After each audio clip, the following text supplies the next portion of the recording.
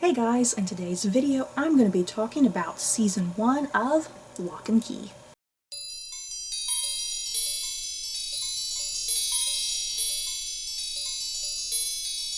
So, before I head into my discussion on Season 1 of Locke and Key, this video is going to contain no spoilers. So, if you've not seen the show, please continue to watch freely.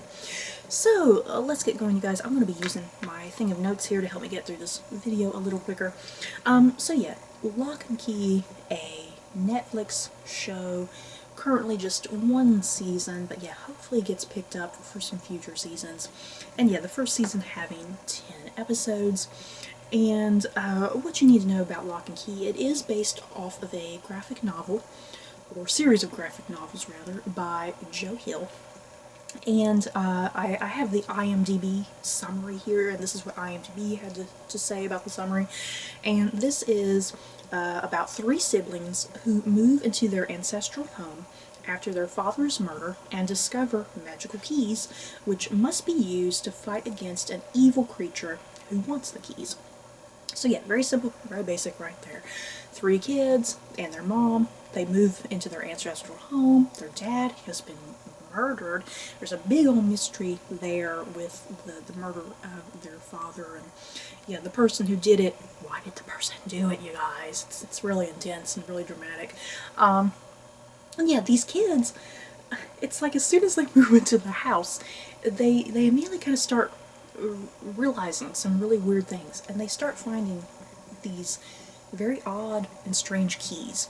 These aren't normal keys. They're all shaped like something, and yeah, they put the keys in just someplace and the key magically does something, you guys. For instance, there's one key that you can put it in a doorway, and you open the door, and whatever you're thinking about, like if there's a particular place you want to go to, that place that you're thinking about, you just open the door and you can walk to that place. Essentially, it's like a portal, you know.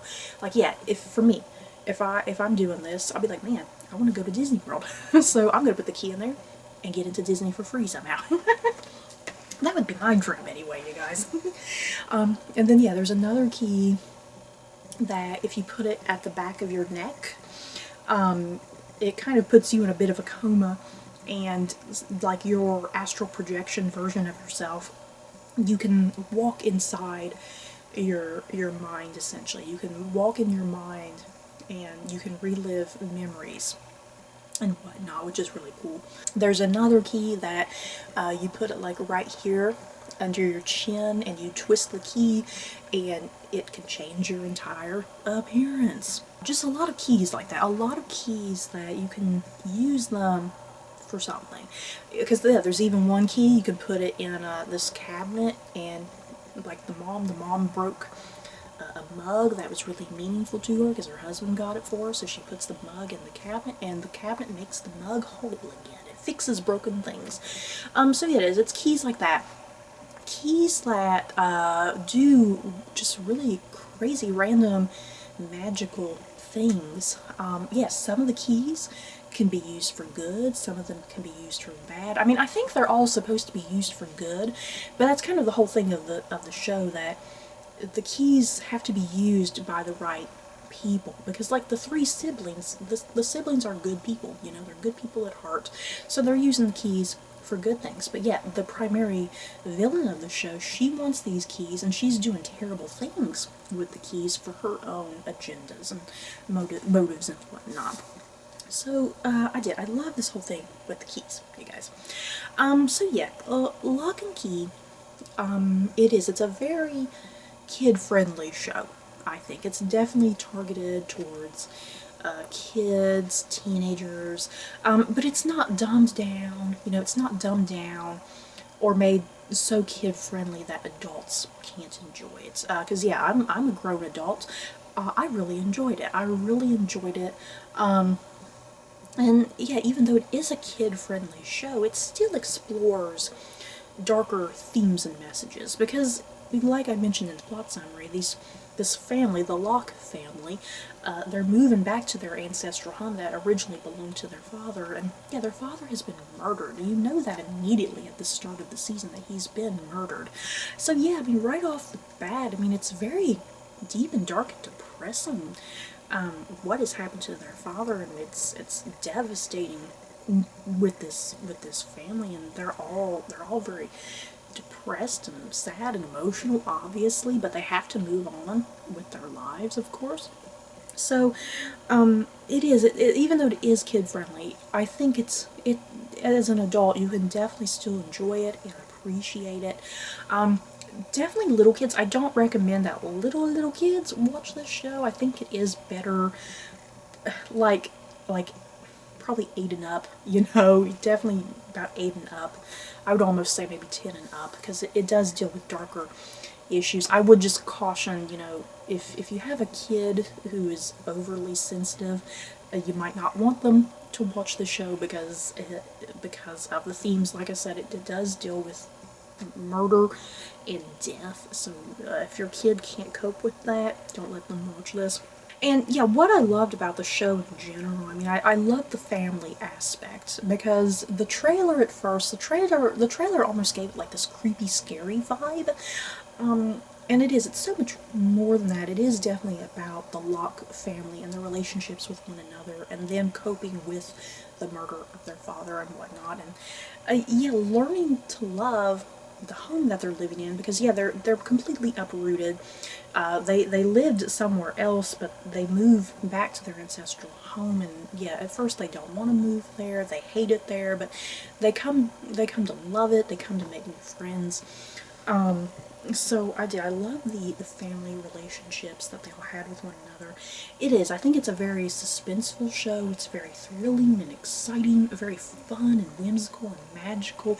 And yeah, every time they discover a new key, you're always eager to find out, what does this key do? And how are they going to use it exactly?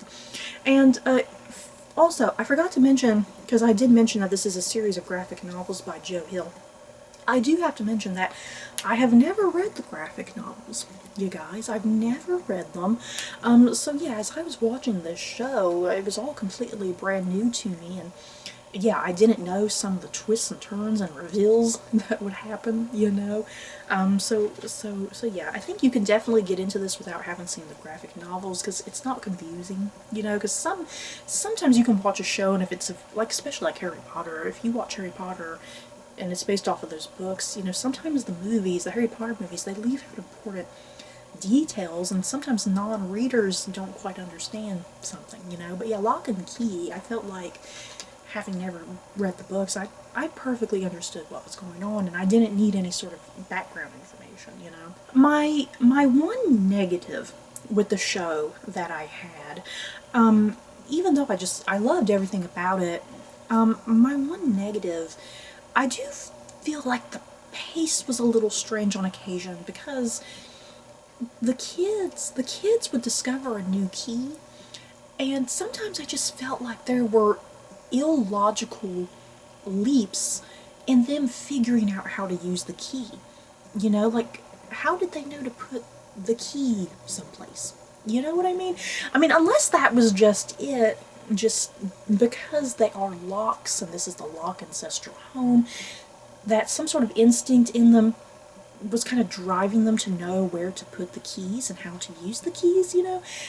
Because sometimes I felt like they would kind of get a key and immediately use it and know how to use it, and that felt a little strange to me, you know?